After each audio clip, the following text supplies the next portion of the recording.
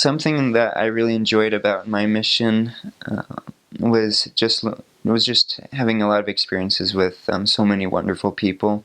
Um, I loved being a witness of like the many different spiritual gifts that people had, and how they were manifest. Like just starting with my companions, I got in the mission field and was with my trainer. He just had a lot of love and a lot of just diligence and energy for doing missionary work, and I saw that remain with him his whole mission, until he finished. He just had a lot of love and energy, and he was a committed missionary. He was living the mission. He was being a missionary, and I just am so thankful that he was my trainer. So thankful. He was obedient, and he had those gifts. But it was neat to see just the different gifts of the Spirit manifested in different missionaries. I had another all my companions had a lot of love. There's one in particular I really associate like a word in Spanish, like cariño. He just had a lot of just affectionate, close, warm love for his companions and for the investigators, and that really drew people into the gospel. Another missionary, he had a lot of faith. He had a faith to baptize, and with that companion, I baptized more than with any other companion. He just had a lot of faith to baptize.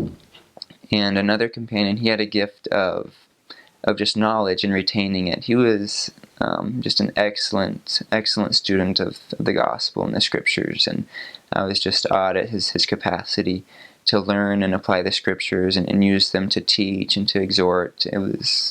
I really admired his abilities to do that.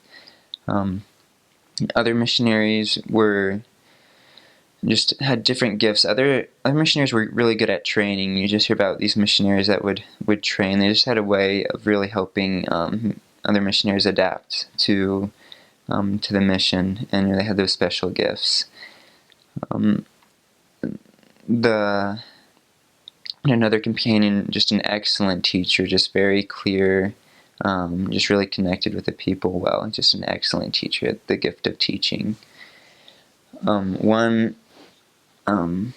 also really enjoyed associating with the members. There was this one branch president in particular who I just really admired. One of the best men that I'd ever met in my entire life. Just very humble.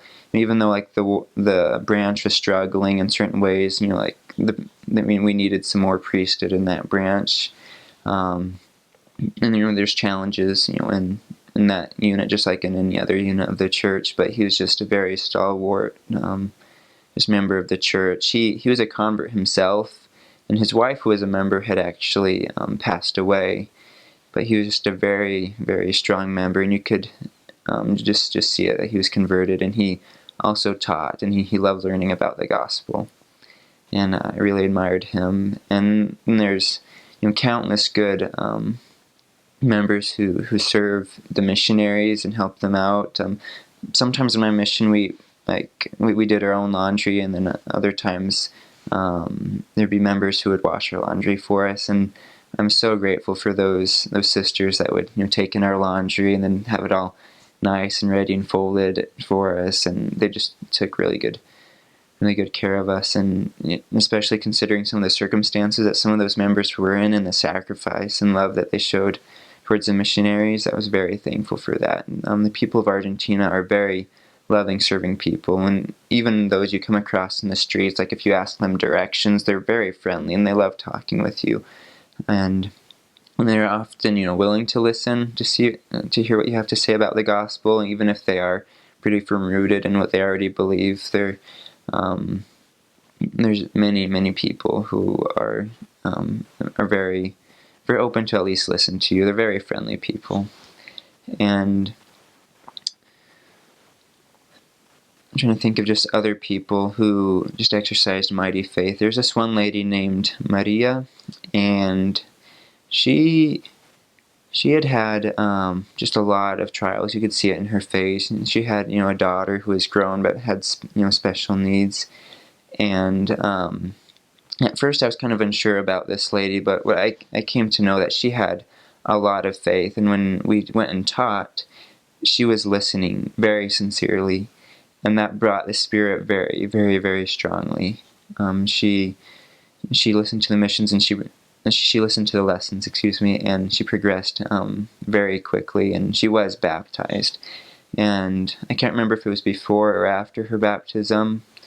I think it was before, but she had had a pain in her head for a long time, and we had the opportunity to give her a priesthood blessing. And after the priesthood blessing, this pain that she had had in her head for a very, very long time, like I want to say it was years that she just had this pain that she got used to, was gone. And she was just very, very moved by the experience. She said she didn't know that she could receive something like that. And so I know there are people, many more people like her, that if they just know what this gospel has to offer, and that the real power that is in it in this latter-day work, that they'll be attracted to it and ever so grateful for it. And just many other good, humble members. I particularly just remember a lot of faithful sisters who come in with their family each week, and a lot of good brethren too. But it sticks out to my mind about the sisters. I mean, it depends on where you are, but sometimes you'll notice that sometimes there might be some priesthood lacking, and so that you might need some extra help in that area. But there's some very, very stalwart sisters, and who really help in the missionary work too. And I'm just so thankful for the people of Argentina and the example they set.